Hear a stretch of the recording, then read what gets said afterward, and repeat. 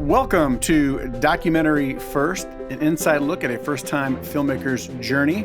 I'm your host, Josh Lindsay from the Movie Proposal Podcast, and with us is our first-time filmmaker, Christian Taylor. Hello, Josh Lindsay. Thank Good you. to see You too, Christian. I like your jacket. Thank Girl Who you. Wore Freedom. Got to sport gotta sport it. Looking good. Got to represent. And Thanks. with us, as always, is the amazing technical genius, Jason Rugg. Hey there. Hey there. I'm so glad you were here because, once again, we had technical difficulties and it's taken us 10 minutes to get this far. But this week we are using Zencastr again. We, weren't able to do that with Chris last week, but, we're back in business today and hopefully the sound and the video will be better for Hopefully everybody. so, and thank you, Jason. I would like to speak from my perspective. This is a lot harder because every time I talk, you guys are delayed like 60 seconds, and it's as if you're ignoring me. When I'm looking in your camera, you're looking away like bored, and I can't look at you. I have to look at me. So That's it is weird. I mean, I like looking at me. Not... I'm vain, right? I've got some of that in me, so I'll keep doing that, I guess. But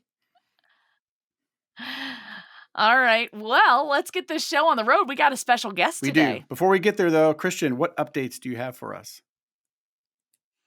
Yeah, it has been a super exciting week this week. Last time we were all together, I think I remember telling you I was on pins and needles about the Normandy World War II International Film and Media Festival, and we did get word that we won. So yeah, that was so incredibly exciting. I was thinking I was going to have to wait till Monday. And then Saturday, I get this, image in Facebook Messenger that just said, congratulations. And it just gave me such excitement because that image of the World War II Film Festival's, like logo or whatever, you see it everywhere in Normandy. And so to see our, name in that image was really thrilling. And I've put this somewhere on social media, but basically in 2015, when I went over to Normandy, I got off a train in Caen and I saw this sign that was advertising the World War II Film Festival and Band of Brothers actors and World War II veterans. And I was like, oh my gosh, what's that? I want to go. And the tickets were expensive and they were sold out. So all I could do was read about it that year. But in 2018, it was held at the Utah Beach Museum, which of course was like our home base.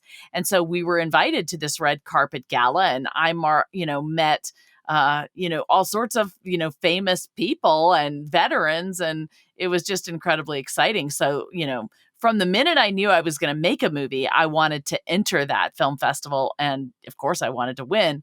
So it just felt like a dream come true it took 6 years, but it was really worth it. The sad news was it doesn't look like anything's going to be happening. So none of those exciting events are going to happen. I spent a whole day crying about it. COVID is a thief and that really made me sad. But we did provide a free link. So this is your opportunity. The World War II Film Festival is going to give everybody the chance to see that this weekend. But I guess this is not going to do our listening audience any good because this is going to come out next Wednesday. You missed it, everybody. Sorry.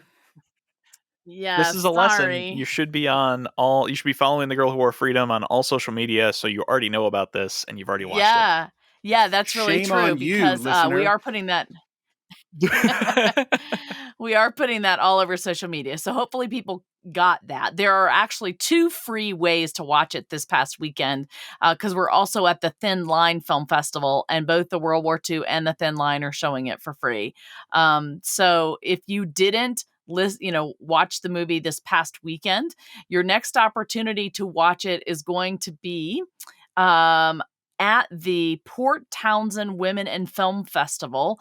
That is on the girlwhoworefreedom.com/festivals. All the information is there.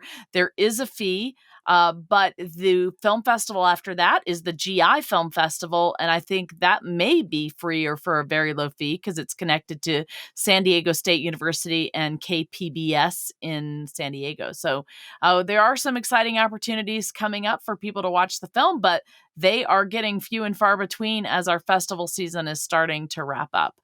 The other great thing we did this week is we announced publicly that we have distribution. You guys have heard about all of this, but we sent the press release out to all the news outlets. Thank you to Acacia Publicist Group for helping us with all of that. And then we also are going to put it on social media in the next couple of days. The press release, you can read it.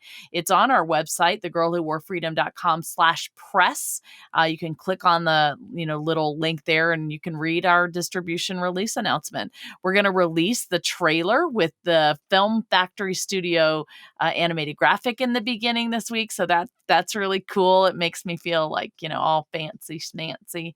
And yeah, so exciting stuff that's happening. Christian, and with the World War II World War II Film Festival, besides just being the winner, is there any trophy, plaque, prize? Are they going to send you anything? Like if you were physically there, would they have given you something?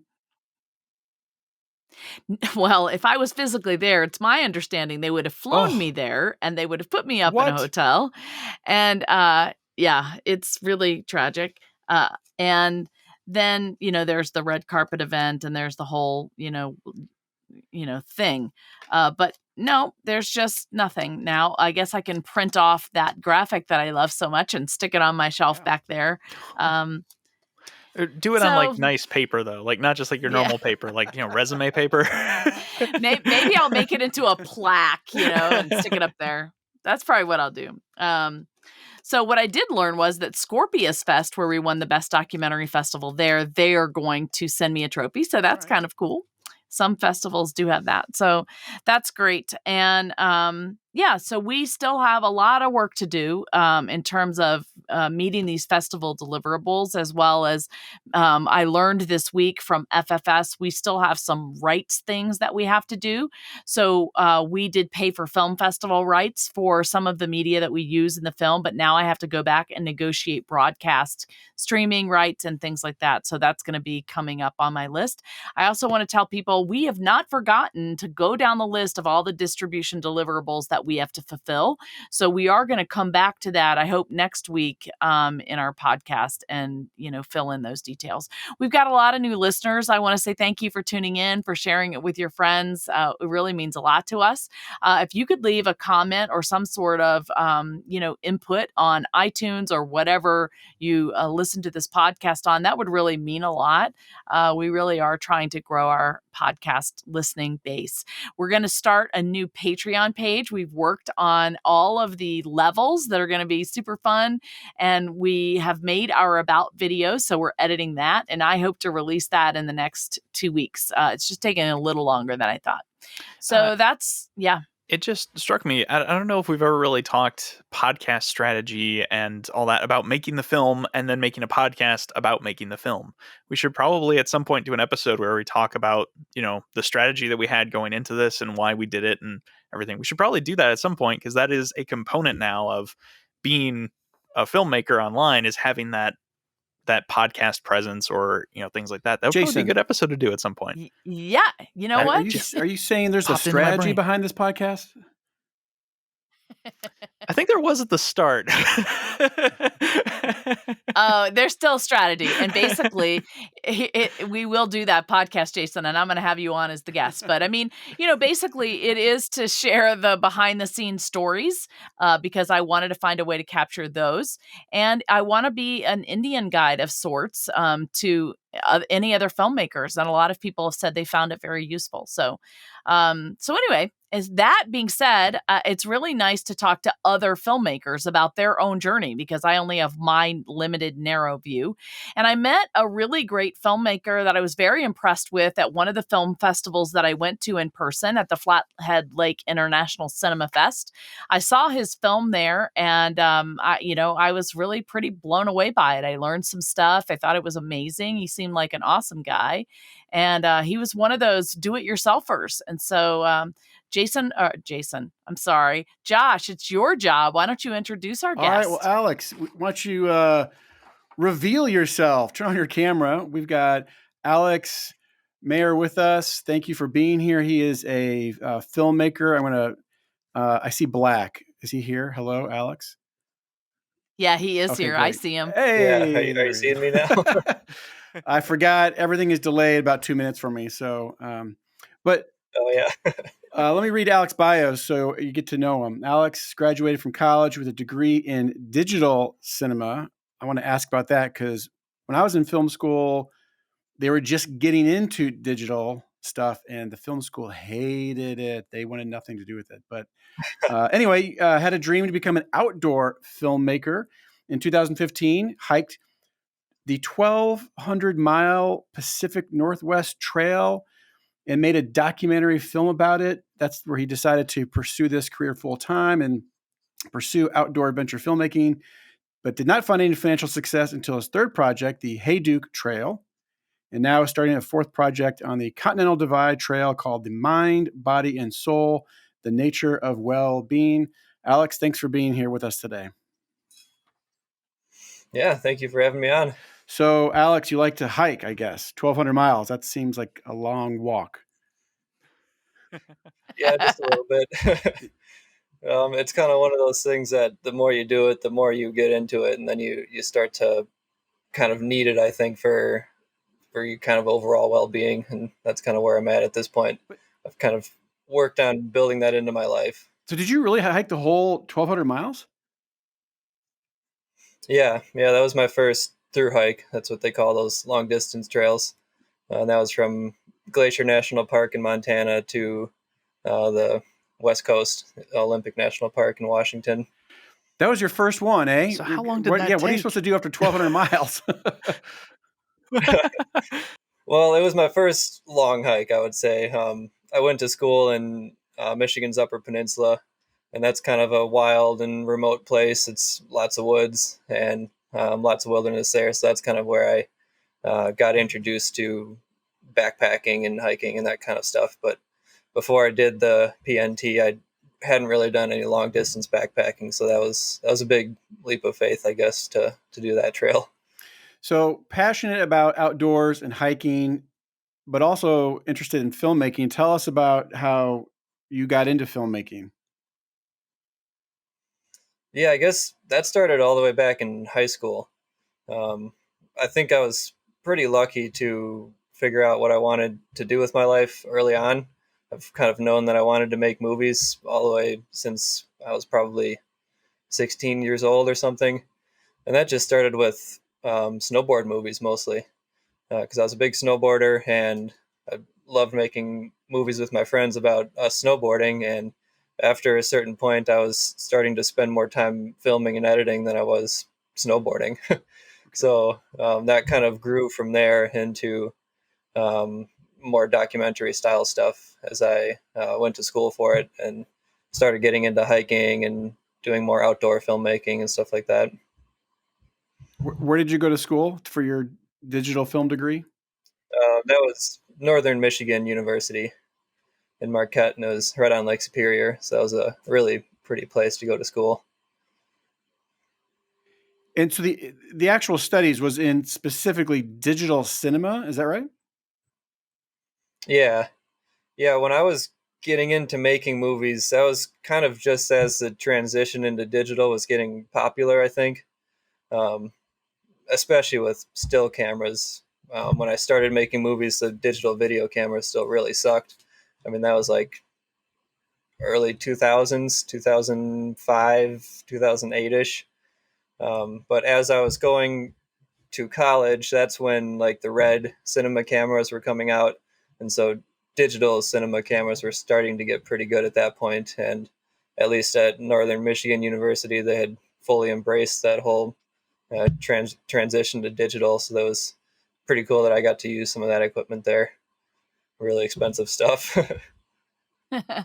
Yeah, it's really awesome. I was talking to somebody else that was in college doing an art thing, and he had, free subscriptions to all of these programs even, and was able to use equipment, but it really spoils you because then you get out in the real world and you've got to buy all that stuff yourself if you're not working for a big company, and it's not cheap. Yeah, exactly. I've basically only in this past year is when I feel like I've started to have some of my own camera gear that I'm kind of proud of and that I can use in a professional setting. Otherwise, I've just kind of been making do with cheaper gear and trying to make it look a little bit more professional. Yeah, so I was going to ask you about the gear. So I did see your movie Splitboarding the Rockies, and I really want you to talk about that because I didn't even know what splitboarding was, so that was an education in itself. One of the most interesting things that I learned was how you decided where it was safe to splitboard.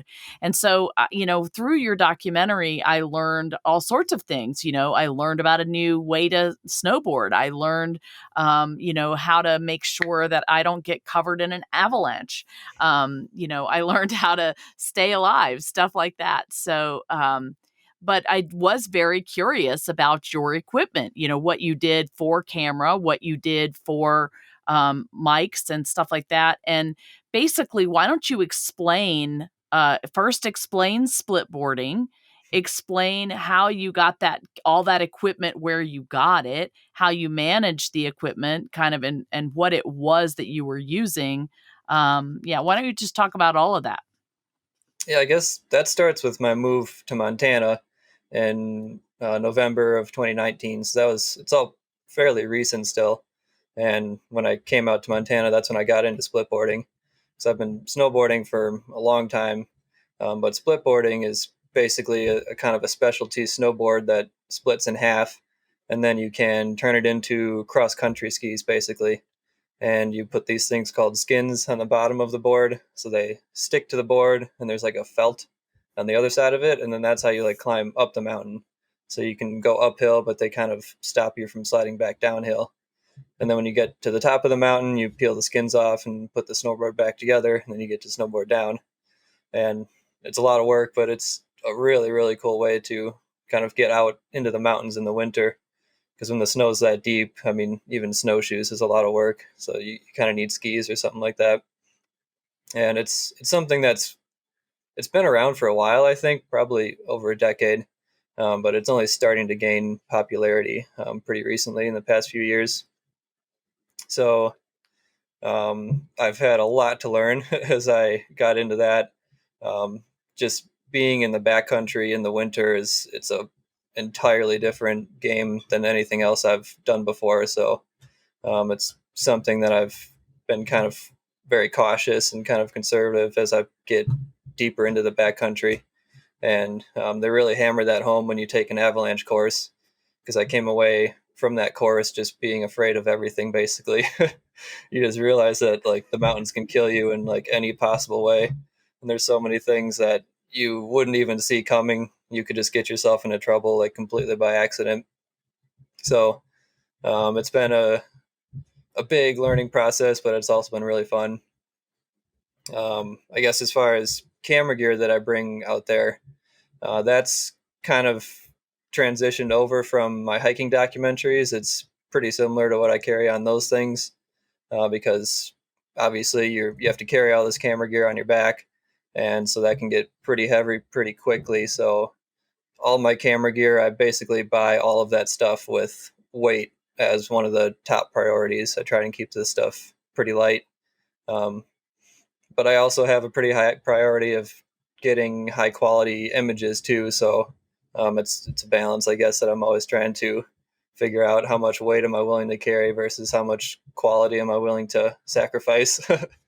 So um, within the past year, I've been using a full frame mirrorless camera as my main camera, and that's a Sony A7 III. And I just have a all-in-one lens on there, so it's a 24 to 240 millimeter. So that way I don't have to switch out lenses or anything like that. And then just a regular video mic on there, the Rode Video Micro. And so that's what films most things. Then I carry a GoPro because there's kind of no reason not to for something like that. It's nice and small.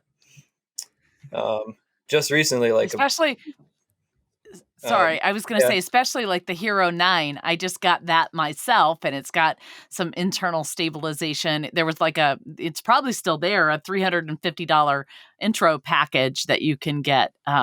And, I've really been enjoying that. So hmm anyway, Yeah, go ahead. What were you going to say? I've been really impressed with the GoPros. Just the image quality and that stabilization is huge. That makes a big difference. But I just got a 360 GoPro too, so I've been having a lot of fun with that. And that's a whole nother thing to learn how to film and edit with. Yeah, I bet. And then I think the I thing that bet. you had some questions for was the drone too, because Yes. I've had 2 drones now, and I got a smaller drone that's kind of more for backpacking and carrying long distances and stuff. So on a lot of trips, not all the trips, but most of the time I would bring that out too. So that's a DJI Mavic Air, and that thing's nice and small. It's pretty impressive how little of a package they can make a high quality drone out of. Yeah, and it really, really makes your filming work spectacular because I mean, where you are is basically where no man has tread before. Like you go in these places where it is really hard to get to. I mean, you're really pursuing these places that are so remote and that it really takes a lot of commitment and dedication to work that hard to get there to snowboard down without, any other people or help or things like that. And so the views are just spectacular from up above, like when you're, walking through. And, you often talk to the camera a lot, which you do very comfortably, much better than I do, sort of explaining what you're doing. Do you do that with a GoPro? How do you do that? I do that with the mirrorless camera too. So I just Okay. hold it out at arm's length, and at 24 millimeters, it's like just wide enough to kind of capture me in there. And it's funny that you say that it looks comfortable because that's been a long process. It's taken a long time to get there. It was definitely very awkward feeling at first, but it's taken just a lot of practice, and I've kind of learned to be more comfortable with it now. Yeah, I mean, I watched a little bit of your Hayduke Trail, and I didn't watch anything before that, but even from Hayduke to Splitboarding the Rockies, I can see your improvement. Your improvement in camera, your improvement in storytelling, because you didn't just film all this or do all of these activities. You've also edited your own stuff. Isn't that right? Yeah, yeah. Basically, the only thing that I don't make with my movies is the music. That's just something I've never had a talent for. Well, Alex, you can't do everything. Yeah, that's You actually been a learning process too. Yeah, it's Well, good to know your limits, says the guy who Yeah, hiked yeah, just 1,200 learning to miles. accept that. yeah, you seem like a guy that might have a hard time accepting limits. Mhm. That's awesome. Well, and you often take people with you. Like you don't seem to go alone. You do have other people to hike with and to do stuff with, right? Yeah, Yeah. it's on and off, and it kind of depends what I'm doing or who's willing to go on these adventures. Because a lot of my friends have learned to ask a lot of questions before we go out and do stuff. Because a lot of times we'll end up getting into some kind of gnarly situations, um, and maybe they weren't expecting that or something. Yes, educating your crew is a really important part of pre-production. Yeah, exactly. You want everybody to know, what's involved. So it sounds like to me, I mean, if we're looking at movie making, yes, you've done all this sort of on your own, you've figured it out, but there are costs involved. There's equipment involved. And that's a lot of equipment. It's not just the film equipment, it's everything to keep you alive. And so talk to me about the budgets for the stuff that you do. Yeah, I've never, up until this current project that I'm working on now, I've never really had a budget. It's just kind of been like, this is the money that I have available for this, so I'm going to make it work within that. Um, and as far as just acquiring camera gear and camping gear and all that stuff, that's just kind of like a constantly evolving process. And a lot of it is about just learning to make things work with whatever I have. And then if I can do something successful with that gear, then hopefully that'll bring in a little bit of money that I can reinvest back into my next project or the next gear and stuff like that. Um, so yeah, with Yeah. this current project, this is kind of like the first time that I've actually had a little bit of money to spend on gear and kind of invest in stuff. Yeah, so talk to me about sort of your journey about how you've gotten your film work out there and how you've monetized that. What options have been open to you and how have you made the money you've made to kind of keep going? Yeah, that's been a huge learning process, and I think I still have a long way to go on that because I've only just begun to have success making money from these personal projects within the past like year. Um, but it started out with that Pacific Northwest Trail movie. That was kind of my first like big personal project, and that probably took. I mean, it was 3 months to hike, and then probably at least 6 months to edit. And I did like a local showing in Marquette, Michigan, at one of the outdoor gear shops. So that was cool, but it was all for free, and I was just excited to have people show up and watch it. I mean, there's probably 40 or 50 people there, so that was pretty cool. But that was kind of the end of that. Like, it was on YouTube. At this point, it has, I don't know, 60,000 views or something, so that's pretty good. But I never made any money from that project, and I kind of accepted that I wouldn't be making any money from these personal projects for a long time. It would take a lot of practice and a lot of kind of just development of my own skills until they were good enough, I thought, for people to actually care about it and watch it. So, with that mentality, I went forward and made another hiking documentary about the North Country Trail, which in its entirety, it's a 4,700-mile trail, but I only did a 550-mile section of it across Michigan's Upper Peninsula. And basically, the entire point of that project was to just kind of develop my skills a little bit further and practice. I wanted to, I knew I had something with the Pacific Northwest Trail movie, but I knew it still needed a lot of refinement and development. So that was kind of the point of that next project on the North Country Trail. And basically, same results. I showed it a little bit locally. That was all for free. Put it on YouTube, and that got a little bit of attention on YouTube. Um, but the major point with that project is that after I finished the North Country Trail project, I had like a really good idea of kind of what my style was, or what my vision was, or kind of like how I wanted to make these movies. Um, so I had kind of ironed all that stuff out, and then I could actually bring that into the next project, which was the Hayduke project, figure it out on the Hayduke Trail. And going into that project, I was a little bit more confident that I had like a cohesive style and narrative that I could actually form a movie around.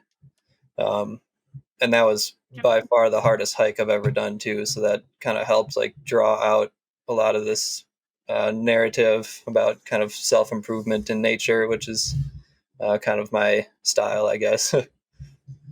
So I want to ask you real quick, the beginning of that, there's a lot of talk about trail names Yeah. that I thought was interesting. So, but can you talk to us about trail names real quick? It's just a sidebar and tell us your trail name. Yeah. So if you're not familiar with through hiking and the whole culture that surrounds that, um, a lot of people have heard about like the Appalachian Trail or the Pacific Crest Trail. Those are through hikes. And when you do a through hike, a lot of times you'll get a trail name, especially if you're on one of these more popular trails with a lot of people hiking it. Because the whole idea is that like doing a through hike it's so wildly different than living your normal life that you almost have like a different identity while you're out there, because it's kind of a chance to just like restart and kind of like maybe be the person you've always wanted to be, or just kind of get like a fresh start. So a lot of times people get trail names as kind of just a way to solidify that, I guess. So I got my trail name on the Pacific Northwest Trail from a guy named Fitty Shrimp, who hiked the Appalachian Trail. So the PNT was his second through hike. And he just saw the ridiculous amount of camera gear that I was carrying, and he gave me the trail name Money Shot. It does take a lot of money to make your good shots. That's for sure. Yeah. That's awesome. Okay, so you said the Hayduke Trail was the toughest thing that you'd ever done. So how long were you hiking, and why was that one so hard? It was an 800-mile trail, so it's not the longest one, but it was like mile for mile. It was by far the hardest because there basically is no trail. For probably 75% of that route, you're just um, going cross country through the desert. It's in Utah and Arizona, so it's really hot, no water. You're in canyons a lot of the time. The terrain is super rough, and it's really hard to navigate. It's very easy to get lost. As you can see in the movie, we got lost a few times. And it's just really, really rough hiking. So, like, I don't know, 1 mile on the Hayduke Trail might be equal to the effort that you would put in for 5 miles on the Pacific Northwest Trail or something like that. But the whole theme So of how, my movies is to kind of like improve yourself by going out into the wilderness and getting to know yourself, and kind of confronting a lot of the things that we tend to ignore in regular life. So just that environment on the Hayduke Trail, I think, was a very good environment to kind of talk about that stuff. and so how long then did that take you? That one took 2 months. Okay. Yeah, so talk about some of the things that you have encountered, as you've been doing these hard trails internally and personally. Talk about what it's brought out in you or what you've learned. I guess I could start by just talking about my motivation to do the first through hike. Um, so that was in 2015. I had just graduated college. I knew that I wanted to do outdoor filmmaking as a career, but I had no idea how to actually make that happen. I mean, there's not a lot of like job opportunities for somebody who wants to do that, and it's kind of an industry where I think you have to know somebody to start finding those opportunities. Um, it's very hard to just apply at National Geographic and stuff like that. um, so I knew that's what I wanted to do, but I also knew that there was no defined path for doing so. And I was very afraid that I was going to give up on that dream and end up doing some kind of like 9 to 5 desk job where I would just be stuck inside all day and not really like following my passions or anything like that. So I was very much afraid of that kind of lifestyle, and I was kind of maybe running away from it or trying to figure out a way to um, turn my passions into a career. So that was like the motivation to do that hike. And I kind of figured if I can do this hike and make a documentary about it, then maybe I can at least take myself seriously as an outdoor filmmaker. And maybe this is something that I could pursue as a career. Um, and the funny thing is, I guess once I got out there and once I actually started getting into the hike, it started bringing up all these other kind of personal things I've been dealing with, I guess. Um, when you spend that much time alone in the wilderness, you just have a lot of time to think. And I realized that in regular life, you don't have that kind of time, and we have all these distractions and stuff like that where we tend to ignore these things, and we don't really dig into these kind of um, deeper things that tend to bother us because we can distract ourselves and avoid them. Um, so I kind of got into a lot of that personal stuff on the trail, and it was hard and uncomfortable, but after finishing the trail, I realized how like therapeutic that process was and how important that was for me to deal with a lot of that stuff. And And I'm assuming you're hoping that you want your audience to come on that same journey. By yeah, watching you, it emotionally causes us to think about those things in the time we're watching you go through it, correct? hmm and that was something that I wasn't planning on putting in the movie, or I didn't even realize that that was going to happen. It was kind of like an accidental discovery. But once I discovered that, I realized that this is kind of like the path that I want to go down. That's going to be like the main theme of my movies, and that's kind of the thing that I want to explore, because there's a lot of paths you can take within there, I think. Um, so yeah, that's kind of just like that was I think that was the beginning of a path for me. By doing that trail, that sent me down a path that I'm still on, and I'll probably be on for a long time. Josh, did you have Yeah, a I was going to ask question? Alex, who would you say your audience is?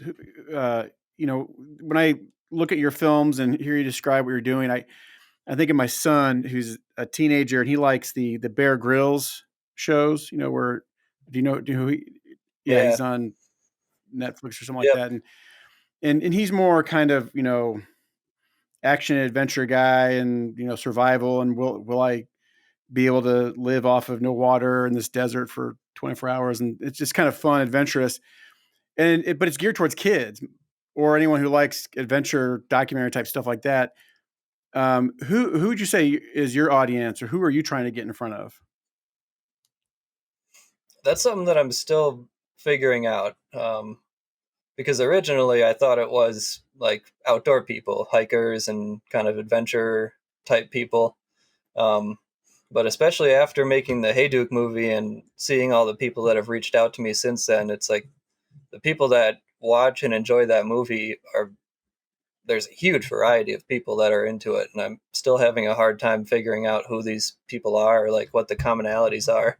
Because it's everything from girls in college who thought that the adventure stuff was cool to like 95-year-old grandmas who are like happy that some young kid is out there trying to improve himself or something like that, and then everything in I think it's between. funny.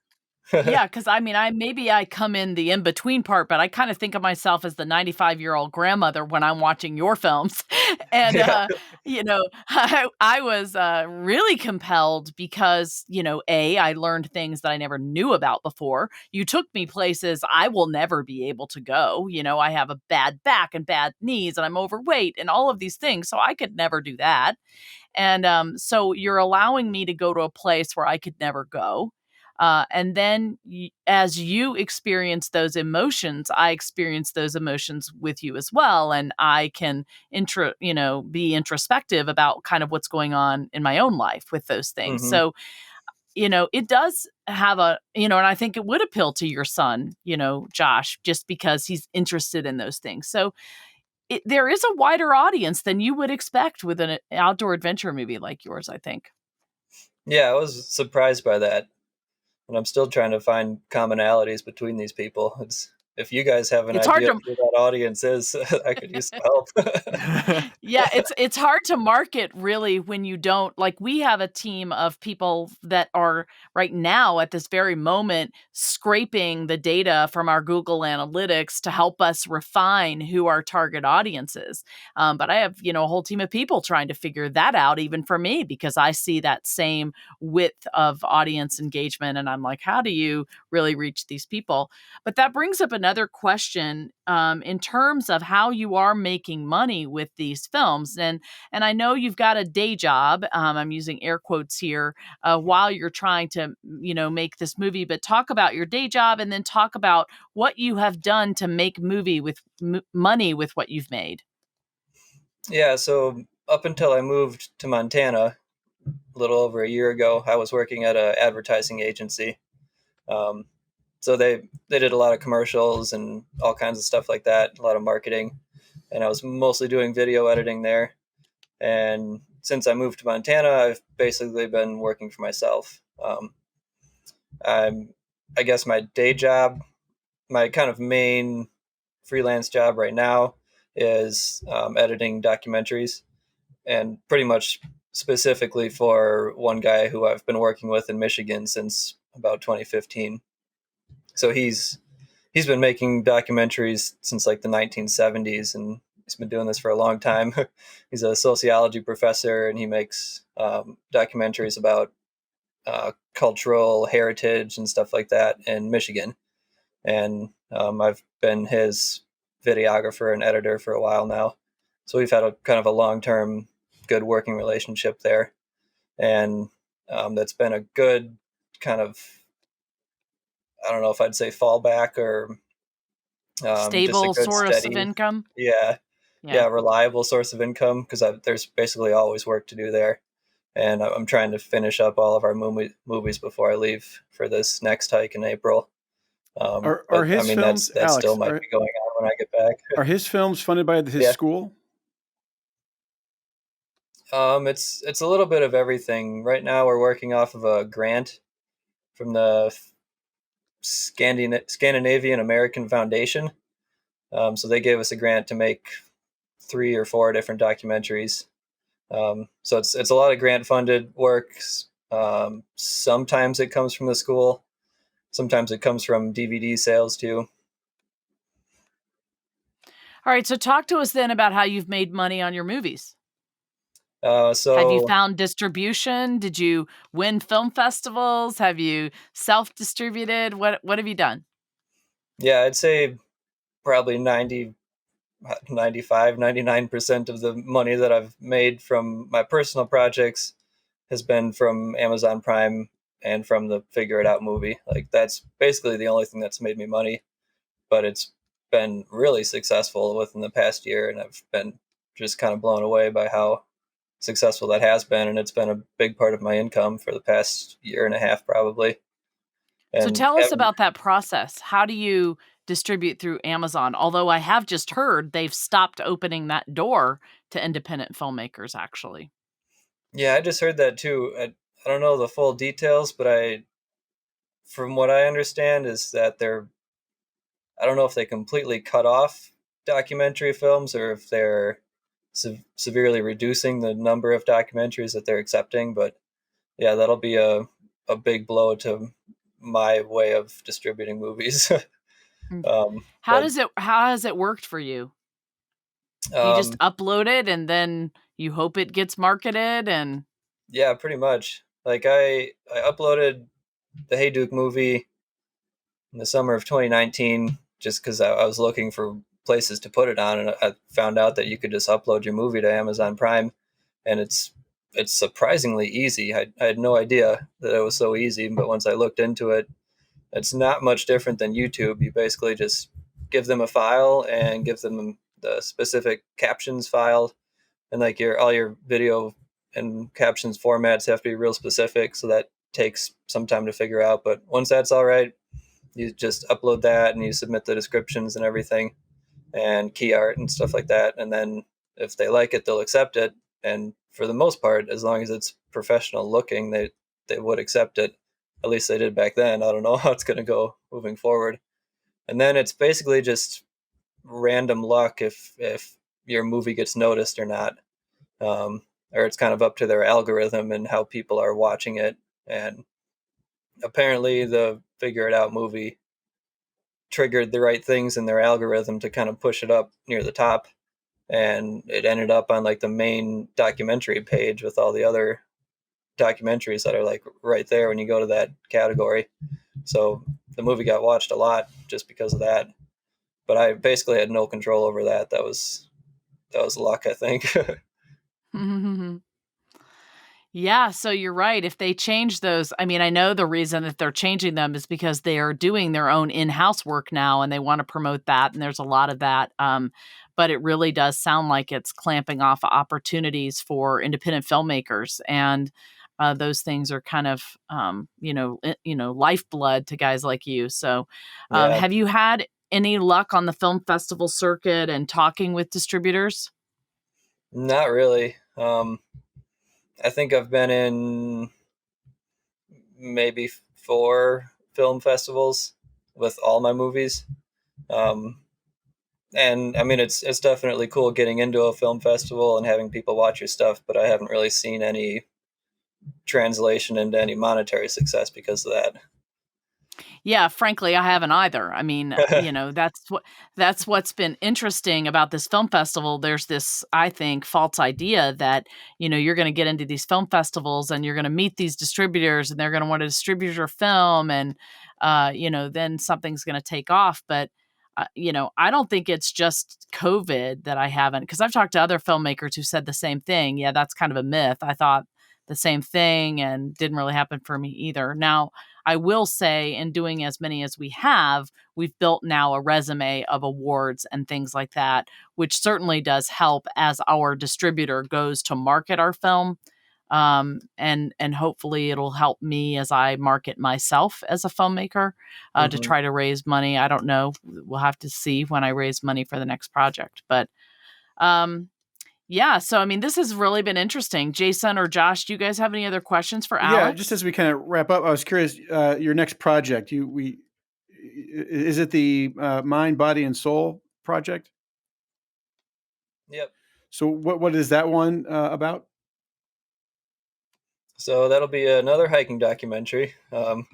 This one is going to be on the Continental Divide Trail, which will be by far the longest trail I've ever hiked. That one's 3,100 miles, but it'll be much easier mile for mile compared to something like the Hayduke, because this one's actually pretty well established and there's trail markers and navigation and stuff shouldn't be so hard. But it's going to keep building on the themes that I've been developing with my previous movies. Just exploring how spending time in nature is good for our well-being. And it's going to have a specific look at physical aspects like physical health, mental health, and then spiritual health. The spiritual side of things is something that I haven't really explored very far in my own movies. So I'm kind of excited to dive into that a little bit. And I'll be hiking this trail with my girlfriend and 2 dogs. So that'll be another change compared to my last movies.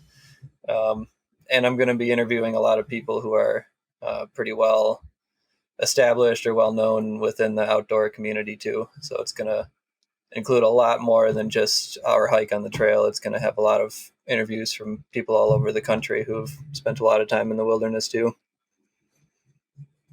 Now, have you actually sat down and talked to those dogs and let them know what they're in for? Because they need to be prepared and they don't seem to have a lot of choice in the matter. Yeah, we have talked to them about it. And they're pretty good trail dogs. They love going out and hiking, and they've got tons of energy. Well, So you need to make sure that they sign a release. Yeah, exactly. I want to see their paw print release. Yep. Jason, I think that you had a question. Yeah. So this has been kind of eating at me ever since you started talking about cameras. I was like, okay, so he's going on these like several 1,000-mile long treks. What are you doing for a power solution and for offloading footage? Because that's got to be a lot of footage and you need a lot of power. So how do you keep this going while you're out? There aren't outlets out there like every 1,000 feet or so. So what's that like? Yeah, that's a constant battle, basically. The power solution is simple enough, especially with these newer mirrorless cameras that can be charged through USB power. So I have 5 batteries for my camera, and then I have a big battery bank that I can charge batteries with. The footage thing is a little bit trickier, and I'm going to be trying something new on this hike.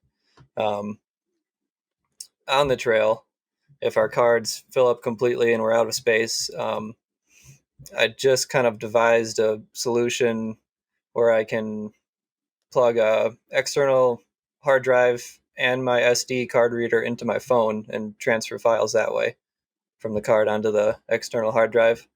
It's kind of slow, and I still haven't figured out all the bugs yet, so hopefully we'll get that to work. And then I'm going to be sending what's called a bounce box from town to town. What's a bounce box? Yeah. It's something that you mail to yourself, basically. So every, we'll say about 200 miles, I'm going to mail my computer to the next post office. And then when I walk into that town, I can pick up my computer at the post office. And then I'll have more hard drives, and I'll actually have a computer that I can offload footage and organize and do a little bit of editing too. So I'll be sending that in like a Pelican case, and hopefully that stays safe and everything. Yeah, so it sounds like to me, I mean, between the batteries and the camera and the computer, I mean, that gets pretty heavy. That battery bank can't be light. Yeah. Just a couple days ago, actually, we kind of put our backpacks together and put all the gear together. And my base weight is about 28 pounds, I think. So base weight is just all of your gear without food and water, without any of the consumable stuff.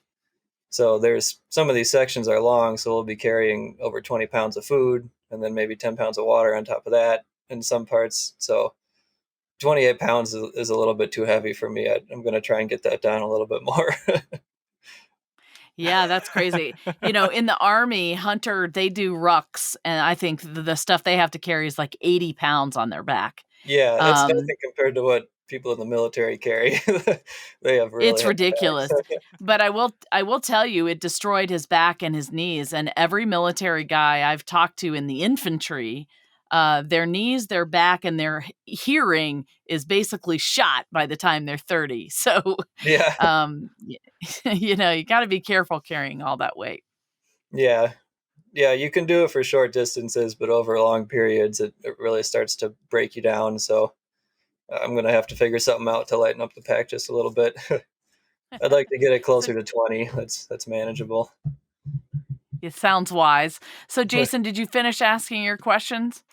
Yeah, I completely forgot. I have it sitting here on my desk. I have one of these. It's a My Passport Wireless Pro, and so Oh, it's I actually actually have its one own of these little over here. hotspot. Yeah, I'm wondering if you have one of these. Yep, This is actually exactly. not even mine. Somebody just sent me a project on this, but Yeah, I these have looked these into that. are great because you can actually. It's the same sort of thing where you can get it on your phone. It's its own Wi-Fi hotspot with a battery built in, and it's a hard drive.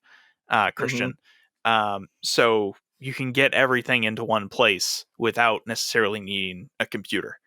It's kind of cool. It's a And little how much little are those? clunky. I've had mine for a couple years. I'm not sure. It's a couple $100. At And least it's when I called got My one. Passport. Yeah, My Passport Yeah, Wireless. I was using another thing called a Narbox. I don't know if you guys have heard of that, but it's Yeah. something similar. It's basically a hard drive, SSD hard drive that you can plug a card into, and then you can control the whole thing with an app on your phone. And that's what I used on the Hayduke Trail. And it's a really good idea. And if it worked, it would have been perfect. But it was super glitchy and like very, very unreliable. So I'm moving away from that. Yeah. Yeah, and you don't want to trust your footage to that. Yeah, yeah. I bought another hard drive, so I was backing everything up redundantly and just in case, because that one hard drive just like wipe itself for no reason. And luckily, I still had all the footage on my SD cards, so I could just re-import. But that was scary. Yeah. That is scary. We had some of those same issues in Normandy because Wi-Fi is horrible, and so, uploading in DIT was a nightmare for us. We had, 3 cameras, a drone, and 2 Sony F-55s and, iPhone footage and, it was a mess. Yeah. It's important to figure out all of those things that you don't think too much about for sure. But, I Mhm. wanna commend you, Alex, because the first thing that I learned from Ken Burns when I took my only filmmaking class in master class was, you can't really study how to do this, you just have to go out and do it. And, you definitely have taken that bull by the horns, and you figured that all out. I admire your perseverance, your determination, your vulnerability, and sharing the stuff that you're learning, and being comfortable with not being perfect or not having everything down. I mean, your movies are not technically perfect, completely by the book. This is going to be the way Hollywood would do it. But Hmm. there's a compelling nature about them because they're real. And I think, fortunately, in this age that we're in, real is what people are hungry for. And I think that you've kind of struck it, right with that. So, can you tell people where they can find your stuff, where they can watch these things that we're talking about? Yeah. My media company is called Five Aces Media. So my website's fiveacesmedia.net, and you can find that on YouTube too. And the upcoming project that I've basically been just working 24/7 on for the past few months is called Mind, Body, Soul. So you can find that at mindbodysoulfilm.com, and same thing on Facebook and Instagram too.